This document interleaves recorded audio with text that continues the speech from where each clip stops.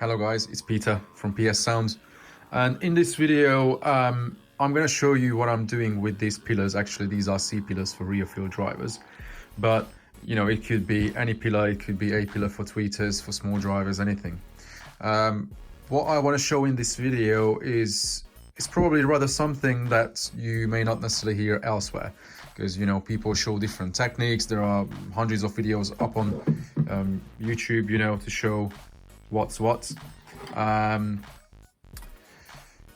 few things which are very important.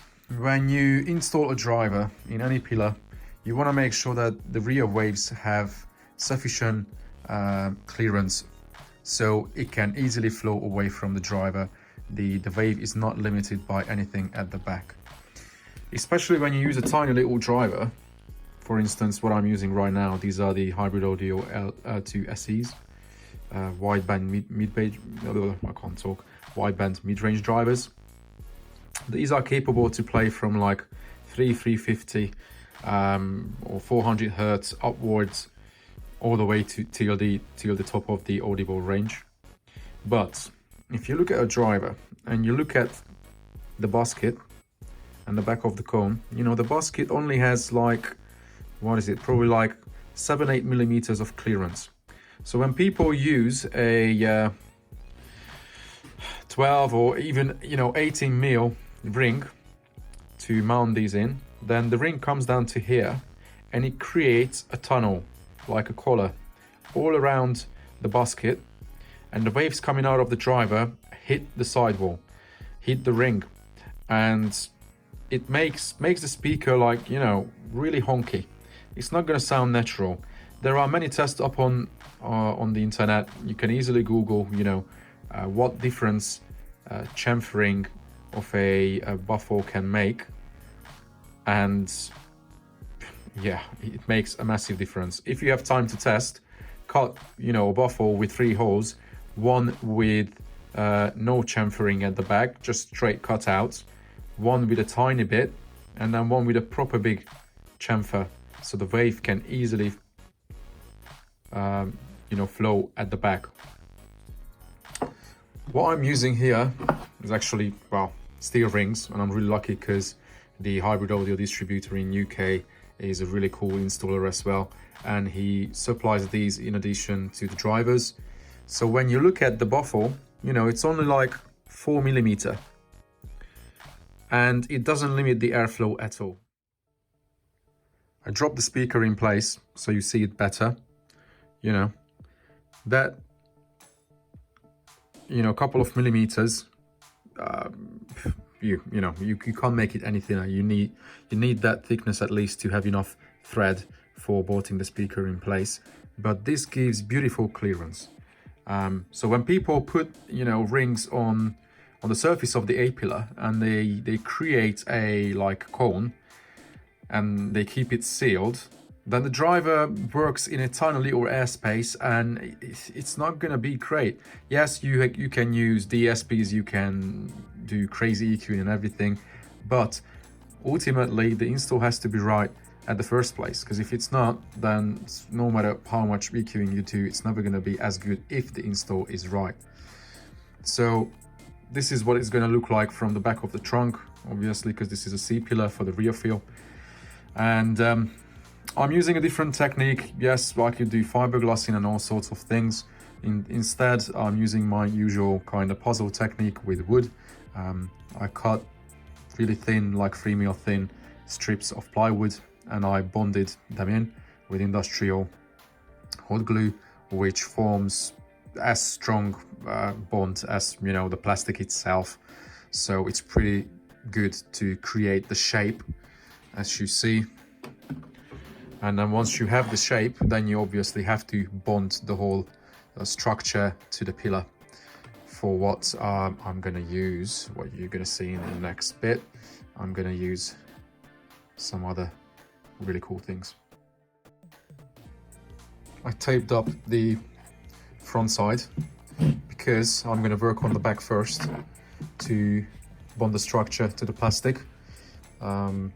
And I protected the ring as well, especially the threads. I don't want anything getting to the threads, because then it would be a pain in the ass to clear that up. So I'm gonna mix my fabulous milkshake, and I'm gonna cover the whole thing, and everything can flow into the plastic, and it will be rock solid.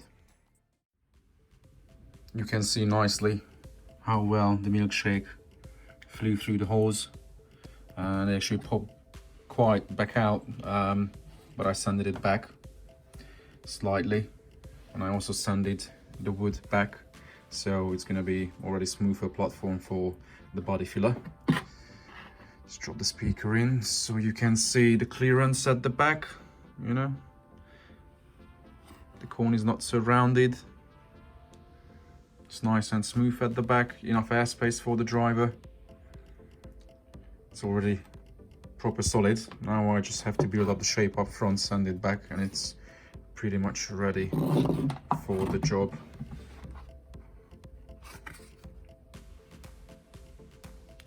Simple as that. And many people, you know, ask me, what is a milkshake? Well, I broke it out of the cup. Milkshake is a mixture of resin with any additive, like it can be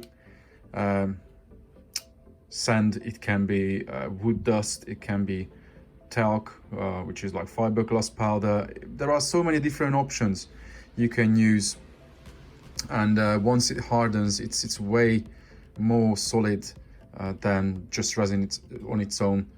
Like this case, what I'm using, and sorry, I'm not telling you what I'm using because it took me a long time to experiment with it, but pretty much anything you use what I've mentioned, you know, you'll be fine. But this is like concrete, proper solid, and it doesn't break like if you were using just body filler, because some people could just use body filler for that, and that's quite brittle. That would easily break, but this is not going to break, that's for sure. All right then, let's do the shape then. This is the end result now, before trimming. As you can see, it took a few layers to build up the shape and sand it back. The back is pretty much untouched from the previous state. And then the other side.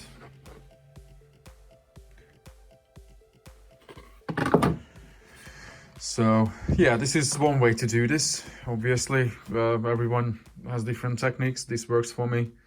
I just like to use wood in my pillars as well, because definitely gives nice strength to it, and different composites. Obviously, the larger driver you use, the more, you know, sort of stiffer you have to make the construction. If you have 3-inch driver, you definitely need more weight to it. Or if you use a 4-inch driver, then oh hey, yeah, you know, I would put steel shots in it, or latch shot, or anything like that. You can add a bit of deadening to it as well. That doesn't hurt. If you have clearance on the panel, then yeah, absolutely. I'm gonna place little deadening blocks, little squares here and there where I have clearance.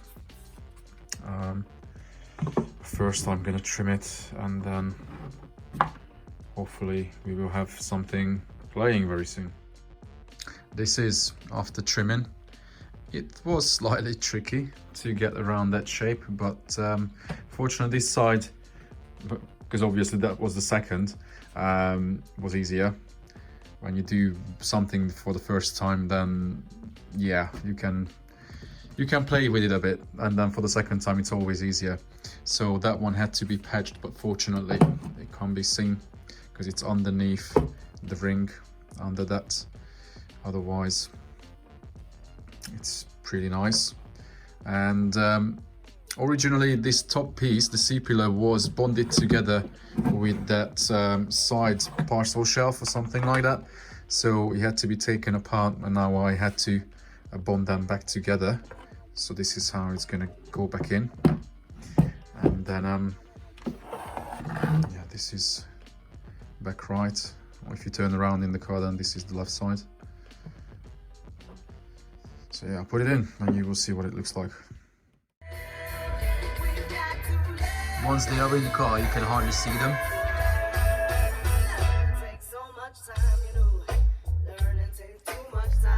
nice to disappear. Learning takes so much time, you know.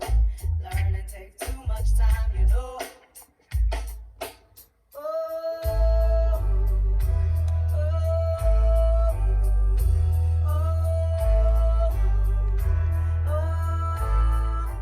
Eyes roll as you claim you were born to refame. Weak bones, you're ashamed. Can't live without pain. Lie low, you try to keep safe. Believe you can move fast and still keep your reason. Grieve not for what you don't lose.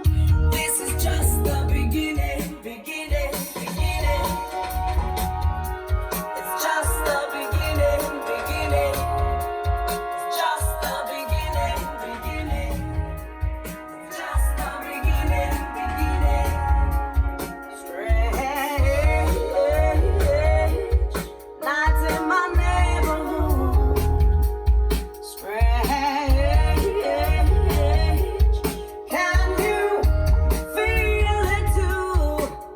We pave our way ahead as you play. Let us play your game.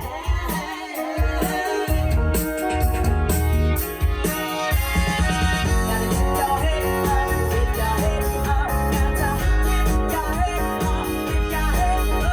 Gotta keep your head up, gotta keep your head up.